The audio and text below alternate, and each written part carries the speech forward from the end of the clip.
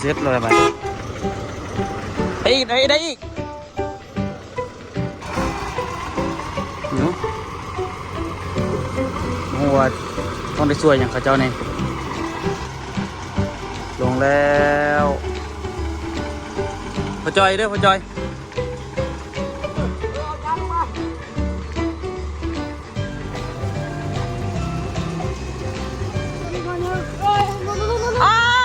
สบายดีทุกคนสบายดีตอนเช้าเนาะเช้ามื้อนี้เฮาก็พากันมาเก็บบล็อกทุกคนเพื่อสิเกี่ยมให้รถเข้ามาเนาะมื้อเช้านี่สวยๆพุ่นแหละคันรถยังสิเข้ามาเดี๋ยวตัวสิจังหน่อยสิได้ออกไปซื้อปูนอีกปูนเขียวพ่อจ้อยยังมีซะบ่อ๋อตอนได้ไปซื้ออันใหม่อีกอยู่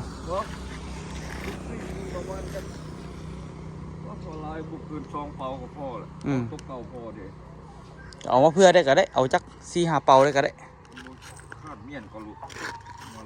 มันเลยจึงไปเอาเขาก็เฮ็ดอันนั้นแหละก็ซอกบนปกตัวได้ย้ำได้ไปเอาสบายดีกว่าเขาคือหักษาเอาพวกนั้นคือมัดเล็กที่เสาดีเด้กะว่าสิให้เขาจะตั้งเสานะทุกคนแล้วก็สิพยายามหากออันนี้ทุกคนกอบอกมันขึ้นกอขึ้นให้ได้ตามขนาดแล้วก็จังว่ากันเลยทุกคนยุ่งบนที่แบบว่าต้องได้มาน้ำให้มันได้นะทุกคนต้องได้มาน้ำให้มันได้ตอนนั้นให้มันแข็งทรายรถเท่าไหร่มันถัดแพงดิเนี่ยเวียงจันทร์นะทราย6 เม็ดก้อนเนี่ยมีจุดเสียหา6 แสนนึงนะหา6 แสนเอาทรายใส่แล้วน้ำเทนิดนึงเนาะโอ้บุดเดียวผุดได้ใช่เมื่อทีนะผมโอ้ยเจอถึงแมงด้านต่ำแมงด้านคล้ายๆตระกูลพึ่งตระกูลแตนนั่นแหละ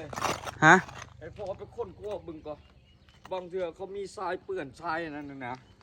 เอามาทุมนะไปทำก็ดีอันซอมาพอสิเป็นลมมึงเบ็ดสคอร์ดขันแบบนี้นี่แน่นไวก็แบบนี้โอ้ยเอาเทลงไปไอ้น้ำใส่มือนึงก็แน่นตึงเลยแน่นขันแบบนี้นี่ได้เฮ็ดไว้เดี๋ยวอนุมาตั้งเขาเร็วกว่าแต่เขาจะเสียเอารถเท่าไหร่วะเนาะเราถึงต้นขวบเลยเพื่อนที่โชคหาหมูหาคูถามเบิ่งเด้อเรือเขาคนขวบเบิ่งเด้อคันว่าได้หินแบบแบบนี้นี่หินผสมกับขี้ดินแบบนี้นี่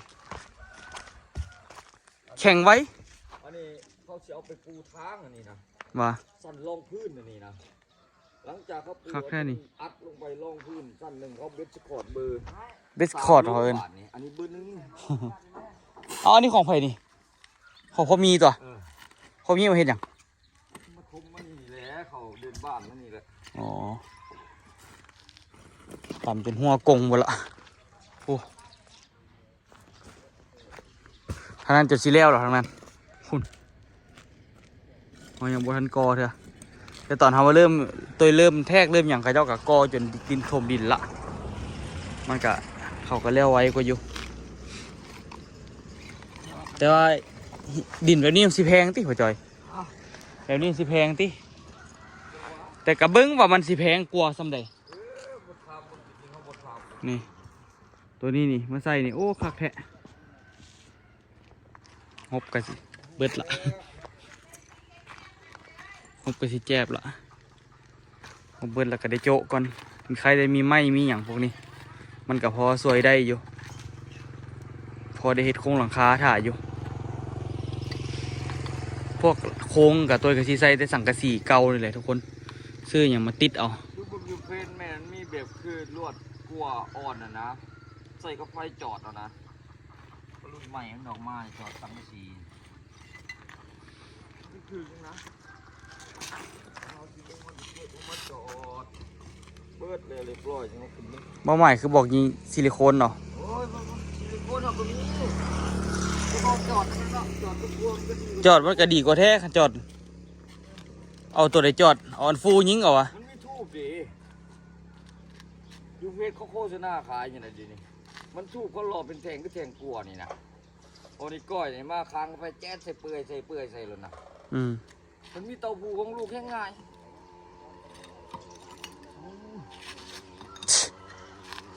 ผู้จอยสนใจแต่นี้นี่ทุกคนสาเหตุให้ผู้จอยจับ นี่แหละผู้จอยจับนี่แหละ ต้องมีเลย แต่ว่าอันนี้มันเป็นแมงดันกินบ่ได้แล้วผู้จอยแต่ว่ากินคือน้ำผึ้งเลยเนาะเมื่อวานลูกดมปุ๊กินคือน้ำผึ้งเลยมันขี้สูดเลย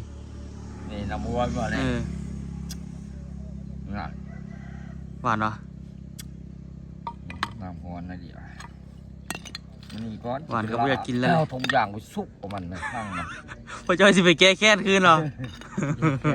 ว่าได้บุญมันเนาะผู้จอยไปตัดหญ้าแล้วบ่เห็นขอปั๊บจากเมย์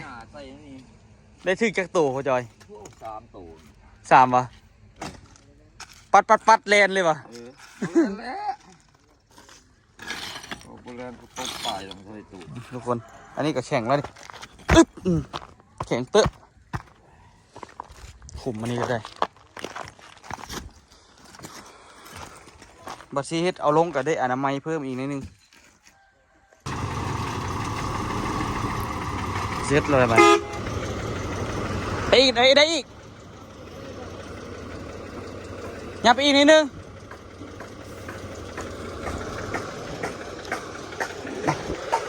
มาอีกอี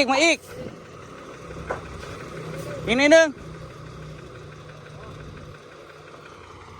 ยุ่งละทุกคนเลยเพิ่นนัดตอนสวยแต่ว่ามาตอนเศร้ามึงเป็นคนสวยเลยจักเสียจังไหนนี่กับพ่อจอย2 คนนี่สิรอดบ่ฮู้นี่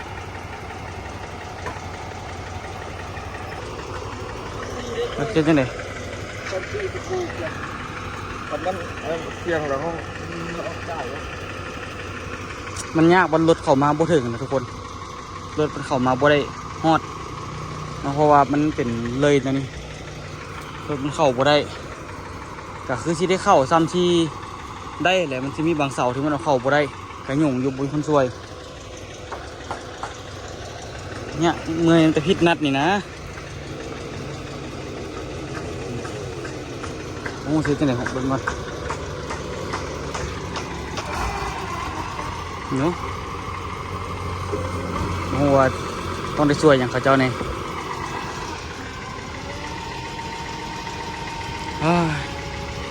3-4 เสานี่คือสิ1 2 3 4 เสานี่คือสิยุ่งอยู่รถบนบ่ฮอดรถมันเข้ามาบ่ได้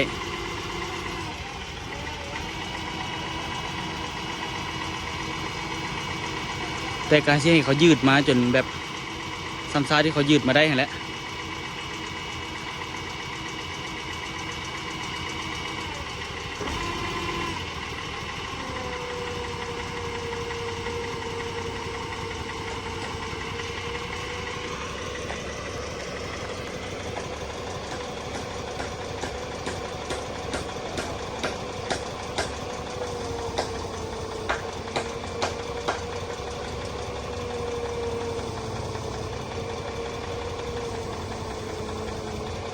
อันตรายสุดในขั้นตอนนี้ขั้นตอนสำคัญมีคนมาเบิ่งน้ำมี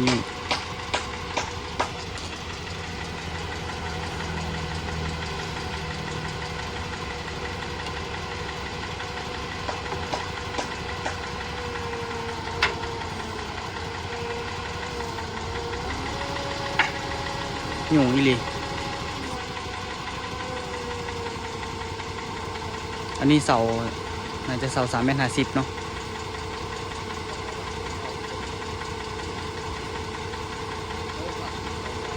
อันนี้เสาสั้นดิจะยอมหันก่อนโอ้โหกันว่าสิเฮ็ดปานใดประมาณใด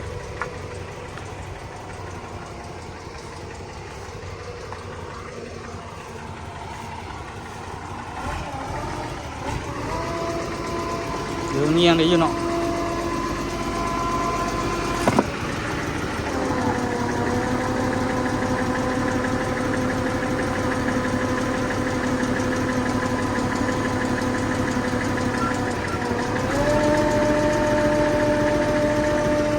เขาจะเอาลงก่อนหรอหรือยังไง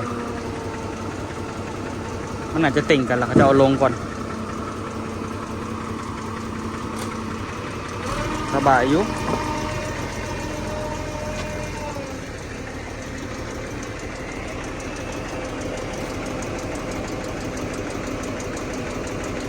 มีเบอร์ห้อง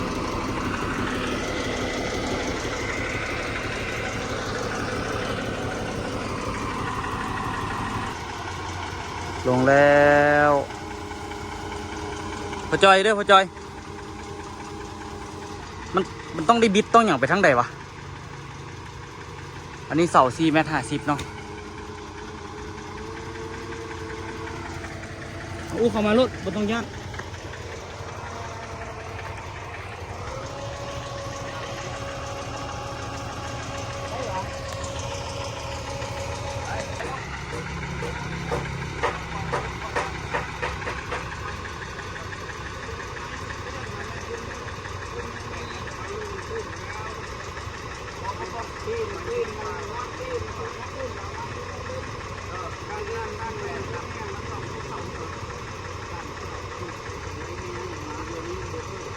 ไม่นี่วะ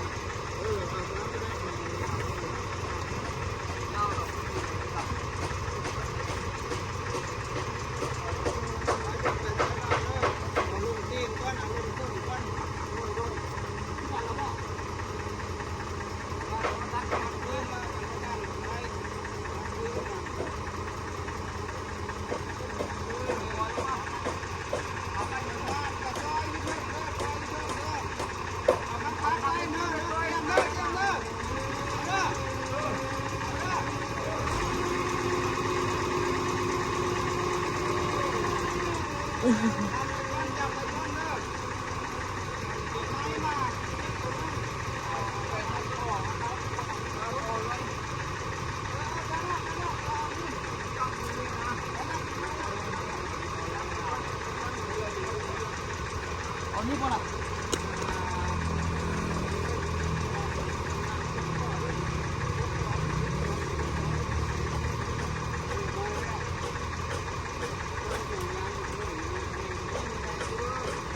ได้อยู่มีแหงดิ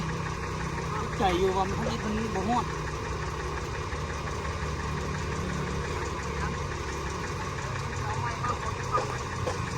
เอาเสาลงทุกคนไม่ใช่นี่ก่อนดิเอาไม่ดีกว่าพี่จอย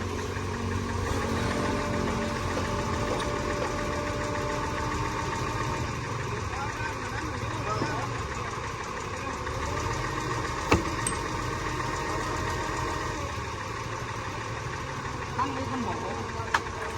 ข้อข้ามเนาะเอาให้ดูข้างม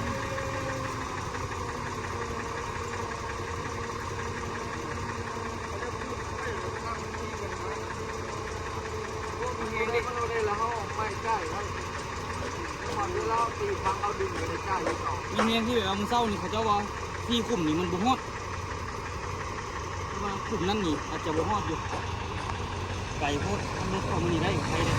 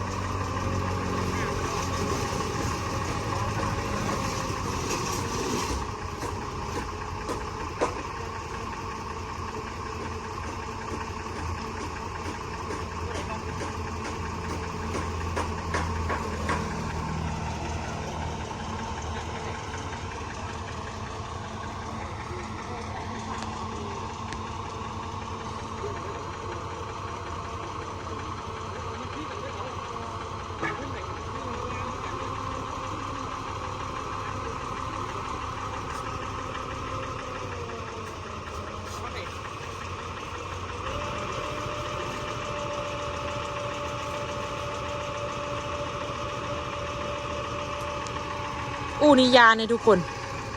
ย่านยาในนี่อู้เป็นคนยานอีหยังแบบนี้สุดๆเลย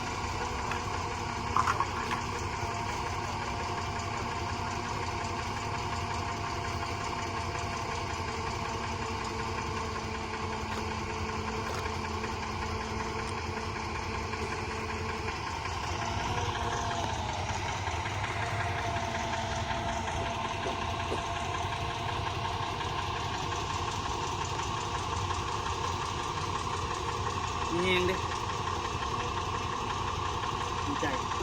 ใจที่มันฮอดทุกใจอยู่เมื่อกี้ โอ้ยดีจังเลย ใจที่รถมันบ่ฮอดนี่แหละโอ้สายนี่ดิพี่จอ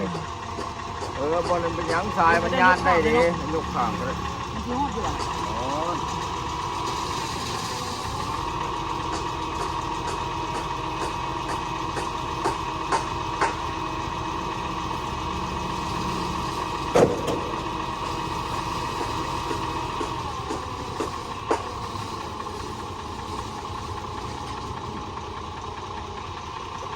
ปล่อยก็บอกปล่อยสายลมมันบินก็บอกปล่อยเสียบก็ได้ผมปล่อยสายลงดินก่อนเดี๋ยวใส่เสานี้ก่อน เขาไม่ใช่เสาเดินขนาด เสานี้แหละเดี๋ยวใส่เสานี้สิปล่อยสายไฟลงดิน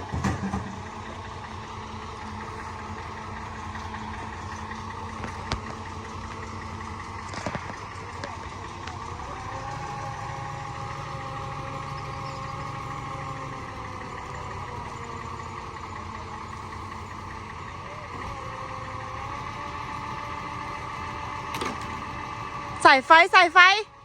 สายไฟสายไฟ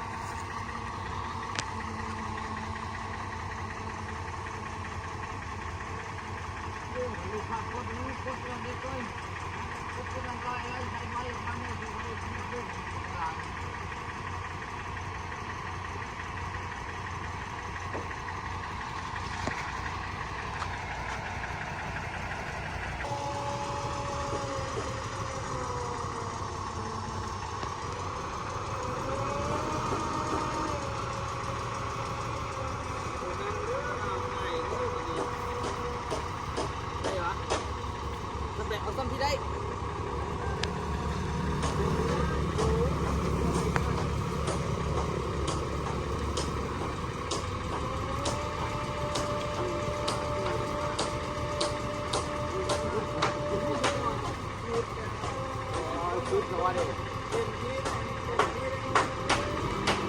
สุดละ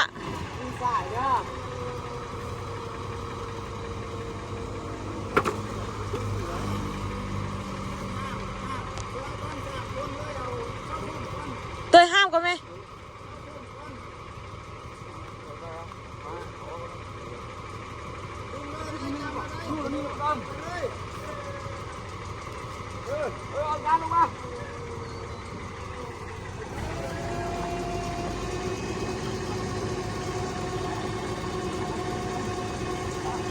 เขียนมันบ่ฮอดทุกคน โอ้คำร่วมนี่เลยคำร่วมนี่คำมันคือใช่คำมันคือคำลิ้น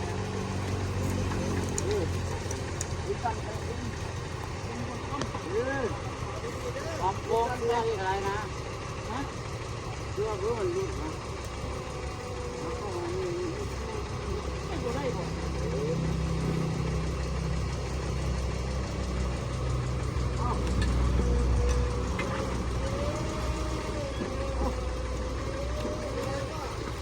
อ้า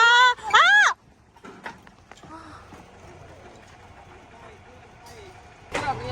ตัว5 คนมาช่วยอีกบ่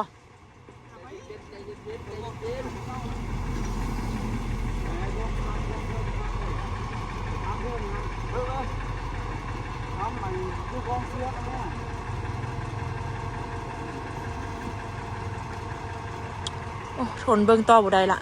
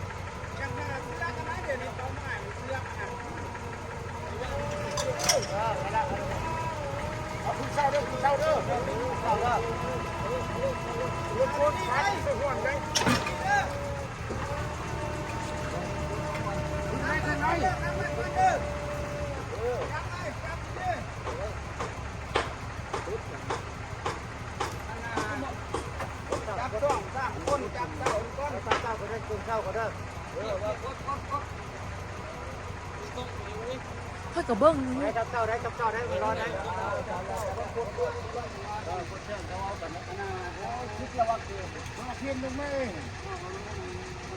ลงแล้วก็เมนเชือกเจ้าได้เจ้าดูเชือกนะดูเชือกนะดูเชือกนะ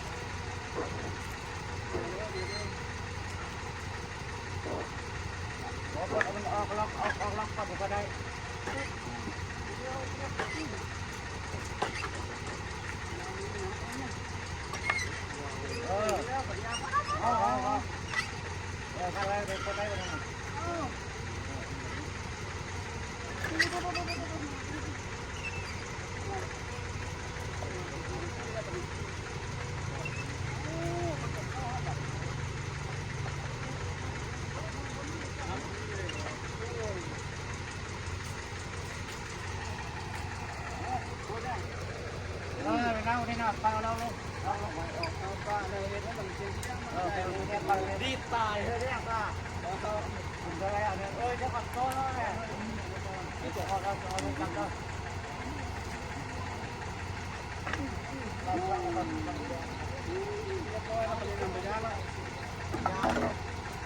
ยาที่ชื่อไปชี้ตัดไปคงได้แล้วเอาก็เชือกข้างเชือกกันนะ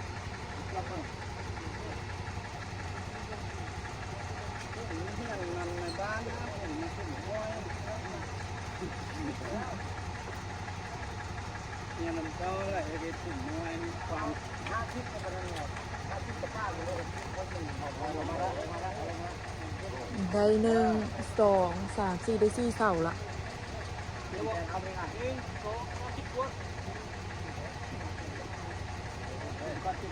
ต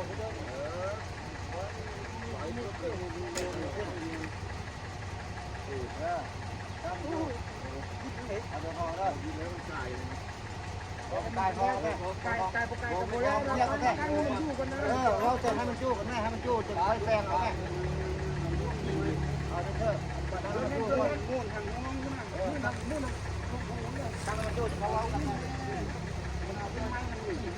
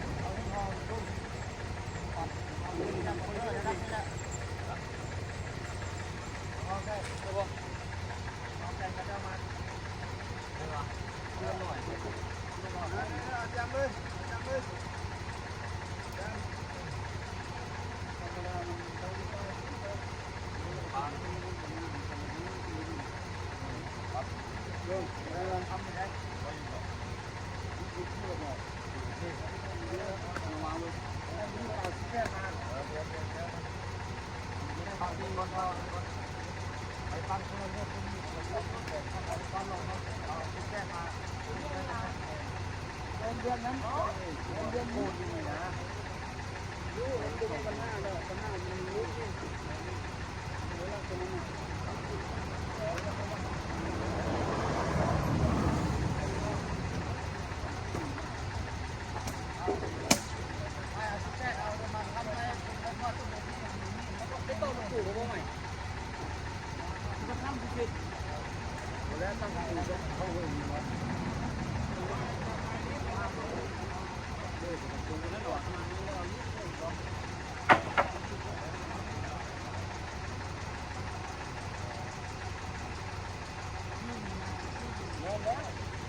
ได้คร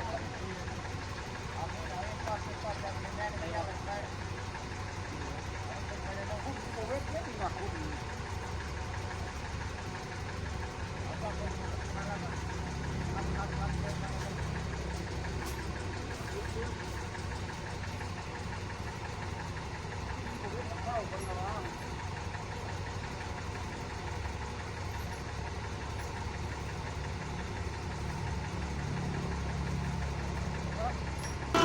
สิแล้วล่ะทุกคนแต่ตัวนี้อยากเงียงด้วยที่แบบว่าตัวเห็ดโบเพียงนั่นแหละทุกคนเนาะตึงแปลงเนาะตึงปั๊บตึงแปลงเนาะให้มันเที่ยงกันให้มันเสมอกันเนาะบิดให้มันคือกันเบิดเทียกแต่ละอันนี้เดี๋ยวเขาชิมาใส่ขุมนี้ก่อนเดี๋ยวชิมาเบิ้งเพิ่นก่อนตอนนี้นี่มีอันนั้นทุกคนเนาะตัวกับพ่อจอยเฮ็ดแล้วก็เขาเจ้าก็ไม่กรรมกรมานำคนหนึ่งมาเฮ็ดทำกันทำมาเฮ็ดทำกันสามมาตัวเฮ็ดกับผู้เสื้อแดงอะไรกว่าไอ้นั่นพ่อจอยไปตัดอันปักทุกคนเนาะมือแหล่เบิดแน่นอนหลายเนาะทุกคน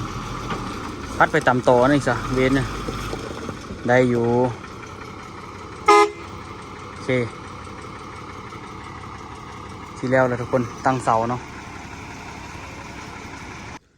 ค่าเสาซื้อกันยังนักหน่วงละ7,500,000เขาเจ้าขอเพิ่มเป็น5,000 กีบซะเป็น7,550,000เขาว่าตั้งยากเขาว่าคอยถามรถเขาว่าเขาสิขอคอยเพิ่มบ่ซั่นอันสุดท้ายตัวเองได้เพิ่มซ้ำเงิดหลาย10,000 กว่าบาทตั้งเด้10,000นี่ถืออยู่6 ล้านนะประมาณ6 ล้าน 2 6 ล้าน 3นี่แหละประมาณ12,000ประมาณนี้บ่ประมาณ12,000 13,000นี่แหละก็ถือว่าเติบหนึ่งอยู่ทุกคนค่าตั้งเสาซื่อๆเอาบอกออโต้ไปสิวะหนักหน่วงเนาะทุกคนตั้งเสานี่ก็ถือว่าเรียบร้อยเนาะแต่ว่ายังบ่ทันดิ่งบ่ทันอย่างเด้อตั้งซื่อๆเนาะบัดแล้วเดี๋ยวสิได้นิ่งเพียกทั้งมืดแล้วก็ปรับมุมปรับหยังแล้วเราก็จังแล้วทุกคนเดี๋ยวเจอกันคลิปหน้าทุกคน